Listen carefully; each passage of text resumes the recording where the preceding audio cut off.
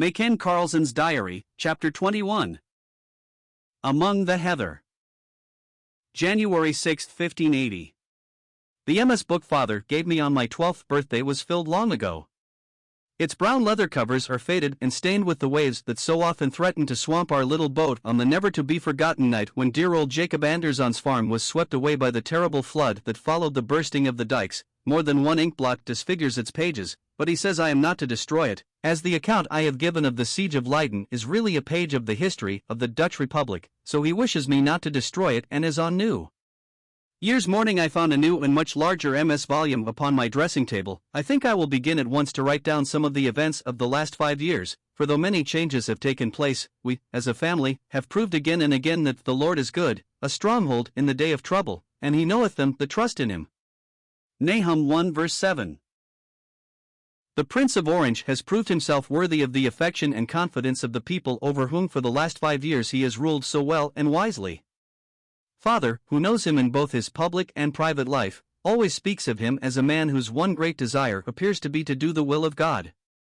He cares little for worldly honors, and though he never wishes to give offense, is not easily turned from a purpose when once formed by the praise or blame of others. His marriage with Charlotte de Bourbon proved a very happy one, but his life is still a strange and stormy one. Several attempts to shoot or stab him have been made, the last being nearly successful, when a ball fired at him by a would-be assassin entered his cheek, coming out in the lower jaw, and carrying away 2 teeth in its passage. For many weeks he lay between life and death, nursed with unwearied tenderness and devotion by his wife, who could hardly be persuaded to leave his side to take the rest she so greatly needed. In answer, as we believe, to a nation's prayers, his life was spared, and he began, though at first very slowly, to recover. But in the midst of our rejoicings came an afterclap of sorrow. We were shocked and grieved at hearing that his faithful wife, worn out with anxiety and watching, had taken a fever, from which she was too weak to rally, and before her husband was able to resume his public duties, she calmly fell asleep in Jesus. The sorrow of the prince was very deep and lasting, but it was, he said, the will of God, and he must not, dared not, repine. Now I must record some of the Lord's gracious dealings with my loved home circle. Mother, my patient, gentle mother, is far from strong. We think the long strain of the Siege of Leyden, and the privations from which we all suffered, told greatly upon her health, for she has never seemed quite the same since. She never complains, and will not own to not being well. Only last week we all noticed how pale and thin she was looking, and Father pressed her to see a doctor, but she said with her old smile, "Oh Mark, why should I give the doctor needless trouble when there are so many sick people for him to look after? I am not ill, only tired." I am so glad that my being still at home relieves her of nearly all the burden of household cares. She is, if possible, more unselfish than ever, and though sometimes when I look at her pale face and think how empty our home would be without her, a dull pain seems to go through my heart, I am learning, I trust, to cast even this care upon the burden-bearer. Trican is still with us. She is feeling the weight of years, and is not so active as she was, even a few years ago. With all the strength of her warm, loving nature, she has turned away from Rome and its teachings, for how, she asks, can a tree be good whose fruit was the terrible Inquisition? Nearly 3 years ago she united with the little company of Christians here. She has lost much of her old sharpness of manner, and it is encouraging to watch her growth in grace. Father is still engaged acting for the prince as steward or secretary of the university. The number of students who attended its opening session was greater than we had even dared to hope. They came from all parts of the Netherlands, Bohemia, and Germany. Several of the professors, and nearly half of the students, are openly attached to the Reformed faith, and for such our house has all along been a gathering place, many happy hours having been spent in Bible study. How wonderful it seems to us to be allowed to read our Bibles openly, and even in broad daylight. We who so long read them with closed shutters, and kept them in strange hiding places. But I must not forget my old playfellow, Paul von Brock. He decided to study medicine, for, as he said, few doors were closed to a doctor. His services would be needed alike in the castle and the cottage, and in each, he believed, God would give him opportunity of witnessing for Christ. He worked hard, and during a 4 years course of study won several college honors, and nearly 2 years ago sailed for Scotland, where, he said, God would give him an open door, not only in the practice of his profession, but in making known the glad tidings of the gospel among the students who thronged the Scottish capital. The seed sowing must, we all knew, be a very quiet work, for there is no religious liberty in Scotland, and the Inquisition has a good deal of power. Still, as he believed God was directing him there, we dared not urge him to stay with us. It seems almost too good to be true, but only a few months ago I paid a visit to the land of the heather, such a happy visit.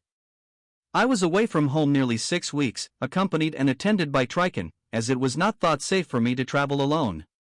We were the guests of a Bohemian merchant, Herr von Velt, and his sister, the Frau Dorotha Richer.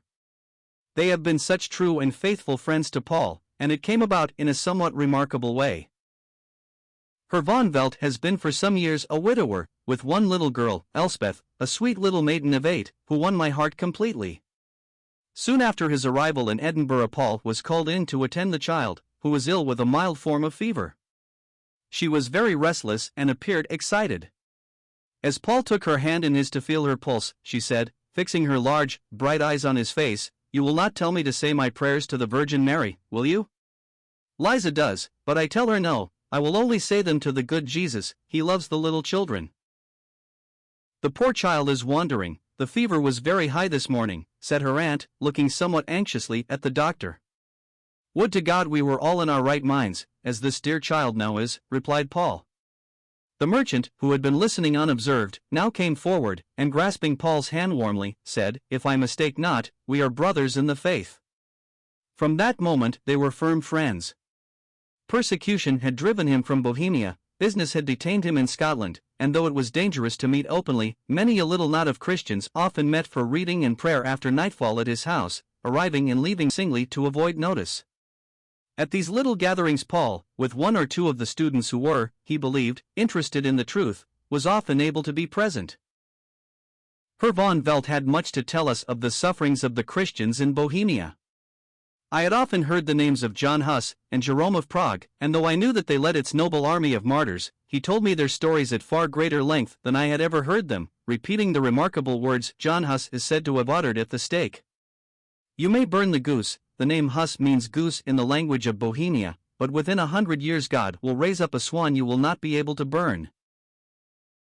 It must have been a vision of things to come such as God sometimes grants to the dying, for though Master Martin Luther has many enemies, he still goes on with his work of preaching, writing, and translating, work in which he is not alone, for God has given him a band of helpers who in Holland, England and Germany are busy translating not only the scriptures, but the writings of the Reformers, into the language of the people of these countries.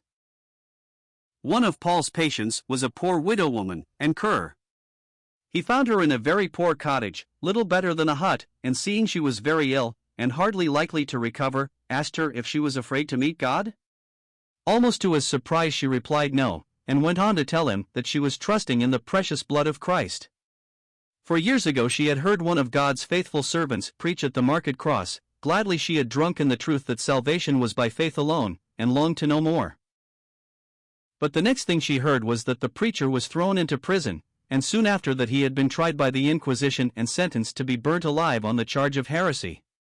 She could not get near enough to hear his dying words, but she sought his calm and even cheerful bearing, and went to her poor home feeling sure that by his words God had wrought a work in her soul.